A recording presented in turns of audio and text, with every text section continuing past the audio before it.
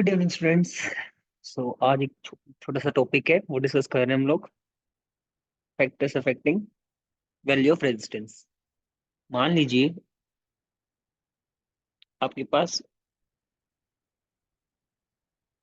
एक वायर है cylindrical form में। इसकी लेंथ है L. Same material, same thickness की एक और वायर ले लेते हैं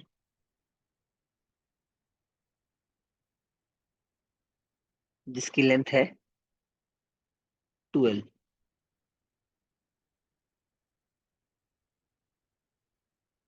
ये बात ध्यान रखनी है,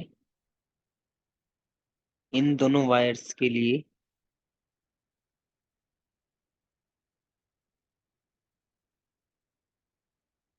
मटेरियल हमारा सेम है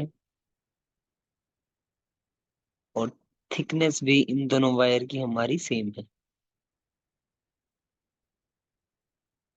अगर ऐसा है तो हमें क्या पता चला जब रेजिस्टेंस स्टडी किया गया? तो हमें पता चला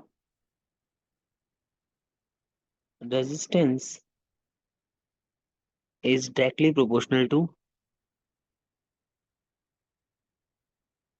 length of wire. Simple concept समझिए। रेजिस्टेंस को अगर आर से लिख दिया जाए, R is proportional to length of wire. तो यहाँ पे पता चल रहा है लेंथ कम है, यहाँ पे लेंथ ज्यादा है। तो लेंथ ज्यादा हो तो रेजिस्टेंस भी क्या होगा? ज्यादा। तो इस केस में रेजिस्टेंस होगा ज्यादा, और यहाँ पे लेंथ कम है तो इस केस में रेजिस्टेंस होगा कम। तो अगर ये दोनों वायर आप यूज कर रहे हैं तो क्योंकि इस वायर का रेजिस्टेंस है ज्यादा, तो इसमें से करंट जो फ्लो कर रहा होगा बच्चे, वो कम कर रहा होगा। क्योंकि हमें पता है करंट और रेजिस्टेंस में इनवर्स रिलेशनशिप होता है। सिमिलरली लेंथ एल है, रेजिस्टेंस कम है, तो इस वायर में से इसके कंपैरिजन में इन वायर्स को नाम ले दिया जाए ए वायर, बी वायर। तो ए वायर में से जो करंट फ्लो कर रहा होगा कंपैरेटिवली ज्यादा कर रहा होगा।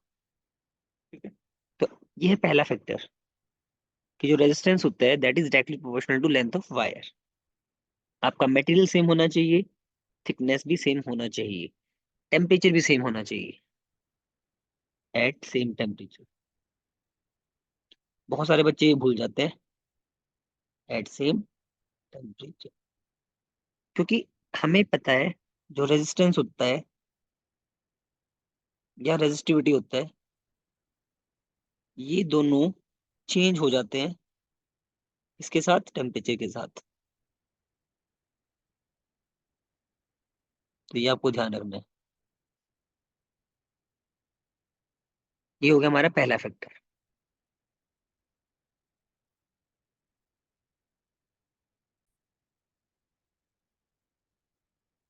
सेकंड केस देखो बच्चे, आपकी बार हमारे पास दो वायर है। I am saying this wire is X, this wire is Y. यहाँ पे आपकी बार दोनों की लेंथ एल है, अगेन सेम मटेरियल है और टेम्परेचर भी हमारा सेम है। बट यहाँ पे आप देख सकते हो, यहाँ पे एरिया ऑफ क्रॉस सेक्शन ज्यादा है और यहाँ पे एरिया ऑफ क्रॉस सेक्शन कम है। तो जो सेकंड फैक्टर है that is area of cross section.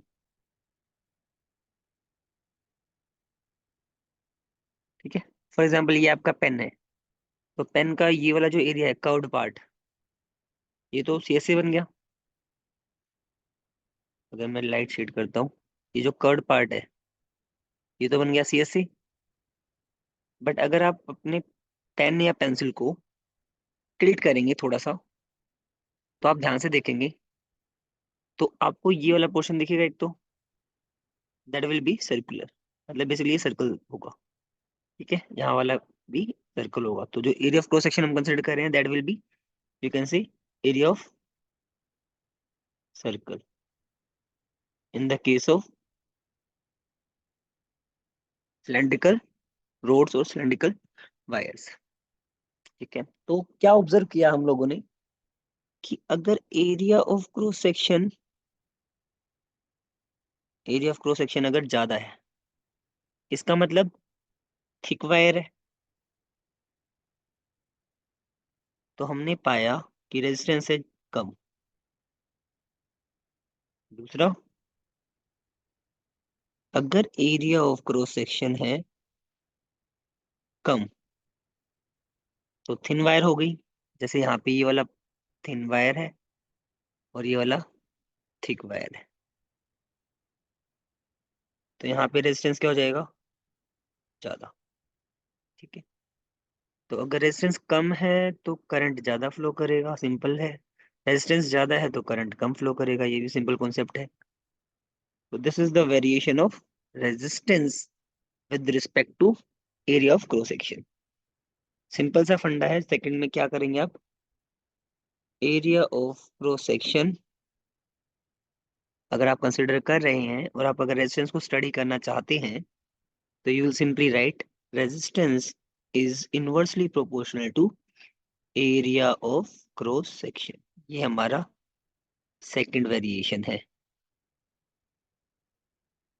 ठीक है, बट ये चीज आपको ध्यान रखनी है, यहाँ पे मेटेरियल सेम होना चाहिए, लेंथ सेम होना चाहिए, टेम्परेचर सेम होना चाहिए। सिर्फ क्या चेंज कर सकते हो आप, एरिया चेंज कर सकते हो, so that one wire become thick, second wire become thin.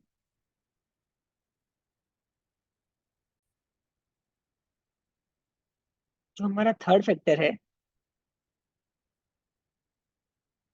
वो है बच्चे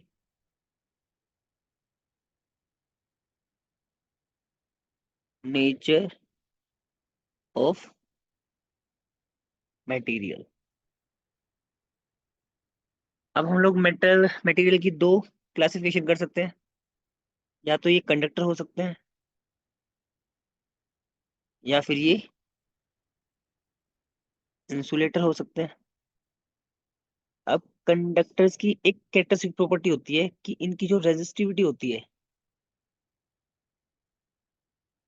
वो होती है कम।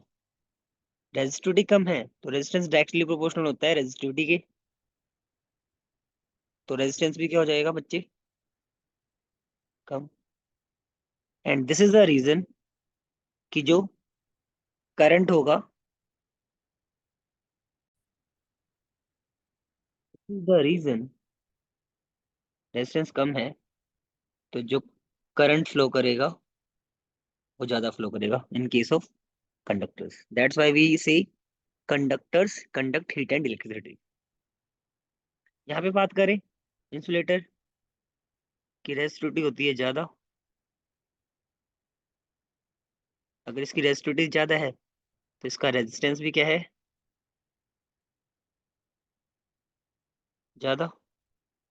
और उसका आउटकम क्या मिलेगा आपको, कि जो करंट फ्लो करेगा वो करेगा कम फ्लो। तभी हम लोग बोलते हैं कि इंसुलेटर्स लाइक प्लास्टिक हो गया, वुड हो गया,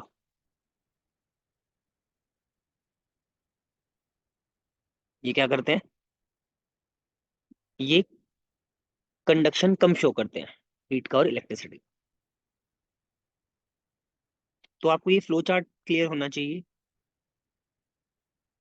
ठीक है, यहाँ पे रेजिस्टिविटी कंडक्टर की बात करें तो आई गेस 10⁻⁸ ओहम मीटर से 10⁻⁻6 ओहम मीटर के बीच में होती है, -6। ठीक है, यहाँ पे बात करें तो आई गेस रेजिस्टिविटी ज्यादा होती है, 10⁻12 ओहम मीटर से भी ज्यादा।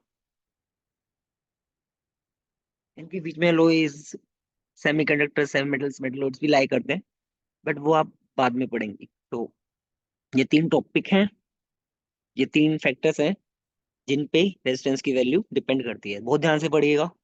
इस वीडियो को देखने के बाद एक बार एनसीईआरटी बुक भी ध्यान से पढ़ लीजिएगा, आपको सब कुछ क्लियर हो जाएगा। अगर आपको अच्छी लगे वीडियो तो अपने फ्रेंड्स में शेयर कर सकते हैं। Thank you so much. कोई आपका डाउट है तो आप कमेंट सेक्शन में पोस्ट कर सकते हैं।